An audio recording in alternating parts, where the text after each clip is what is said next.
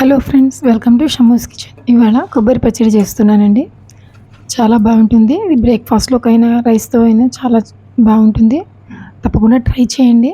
దీనికోసం ఫస్ట్ కడాయి తీసుకొని కడాయిలోకి 1 table spoon oil add చేసుకోవాలి. ఆయిల్ వేడయిన తర్వాత అందులోకి 2 టీ స్పూన్స్ ధనియాలు, 1 టీ స్పూన్ జీలకర్ర, 5-6 ఎండుమిర్చి, 5-6 పచ్చిమిర్చి కూడా వేసుకుంటున్నాను. కావాలనుకుంటే మీరు మొత్తం ఎండుమిర్చి వేసుకోవచ్చండి. ఇలా వేస్తే చాలా బాగుంటుంది. ఒకసారి ట్రై చేయండి. వేసుకున్న తర్వాత ఇవన్నీ ఒకసారి బాగా కలుపుకుంటూ ఫ్రై చేసుకోవాలి. ఫ్రై చేసుకున్న తర్వాత ఇక్కడ నేను మీడియం సైజ్ కొబ్బరికాయ ఒకటి తీసుకున్నానండి. అది వెనక బ్లాక్ పార్ట్ తీసేసి చిన్న ముక్కలుగా కట్ చేసి తీసుకుంటున్నాను.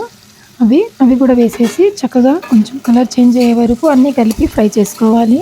ఫ్రై చేసుకున్న తర్వాత ఇందులోకి కొంచెం ఫ్రెష్ కరివేపాకు, చిన్న నిమ్మకాయ సైజు చింతపండు కూడా వేసుకోవాలి. చింతపండు మీరు పులుపుని బట్టి ఎక్కువ తక్కువ చేసి వేసుకోవచ్చండి, చెక్ చేసుకొని.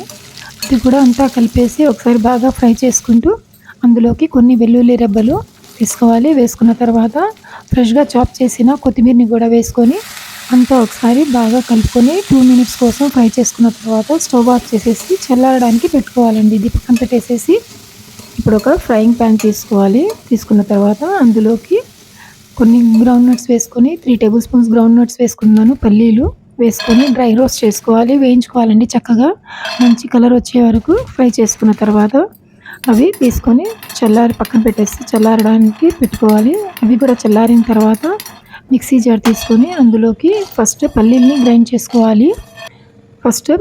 పల్లీలు గ్రైండ్ చేసిన తర్వాత మిగతావి గ్రైండ్ చేసుకోవాలండి. ఇది కూడా కొంచెం కోర్స్గా గ్రైండ్ చేసుకోవాలి, పౌడర్ లాగా కాకుండా. గ్రైండ్ చేసుకున్న తర్వాత ఇప్పుడు కొబ్బరి, మిగతా డ్రై మసాలాస్ అన్నీ కూడాను ఇందులో వేసేసి రుచిగా సరిపడిన సాల్ట్ వేసుకోవాలి. సాల్ట్ వేసుకున్న తర్వాత మూత పెట్టేసి అది ఒకసారి గ్రైండ్ చేసుకోవాలండి. గ్రైండ్ చేసుకొని అవసరం పట్టి మేము వేడి చేసి చల్లార్చిన వాటర్ని యాడ్ చేసుకుంటూ ఇది చక్కగా గ్రైండ్ చేసుకోవాలి.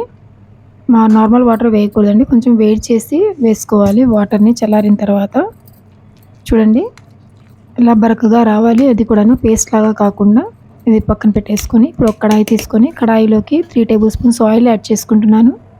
యాడ్ చేసుకున్న తర్వాత 2 టీ స్పూన్స్ తాలింపు గింజలు వేసుకోవాలి. దాంతోపాటు 2 ఎండుమిర్చి, కొంచెం దంచిన వెల్లుల్లి రెబ్బల్ని వేసుకోవాలి. వేసుకొని బాగా కలుపుకుంటూ ఫ్రై చేసుకున్న తర్వాత అందులోకి ఫ్రెష్ కరివేపాకు, కొంచెం ఇంగువ కూడా వేసి మంచి రంగు వచ్చే వరకు కలుపుతూ ఫ్రై చేసుకోవాలండి. ఫ్రై చేసుకున్న తర్వాత ఇందులోకి మేము గ్రైండ్ చేసి పెట్టుకున్న చట్నీని ఇందులో వేసేసుకోవాలి. వేసుకొని అడుగంటకుండా కలుపుతూ కంప్లీట్గా కుక్ చేసుకోవాలండి. ఇది లేకపోతే మొత్తం కంప్లీట్ అయ్యే వరకు మేము కలుపుతూనే ఉండాలి, లేకపోతే అడుగు అంటిపోతుంది. అడుగు అంటకుండా కొంచెం ఆయిల్ సపరేట్ అయ్యే వరకు మేము కలుపుతూ ఫ్రై చేసుకోవాలి. ఇది చేసుకున్న తర్వాత ఒకసారి సాల్ట్ కూడా చెక్ చేసుకొని అవసరమైతే కలుపుకోవాలి. కలుపుకున్న తర్వాత ఇంకొక 2 మినిట్స్ వరకు కలుపుతూ కుక్ చేసుకున్న తర్వాత స్టవ్ ఆఫ్ చేసేసి సర్వ్ చేసుకోవాలి. ఇది రైస్తో, బ్రేక్ఫాస్ట్లో, ఇడ్లీ, దోశ వేటితో అయినా సరే చాలా బాగుంటుందండి. చాలా టేస్టీగా ఉంటుంది. ఒకసారి తప్పకుండా ట్రై చేయండి.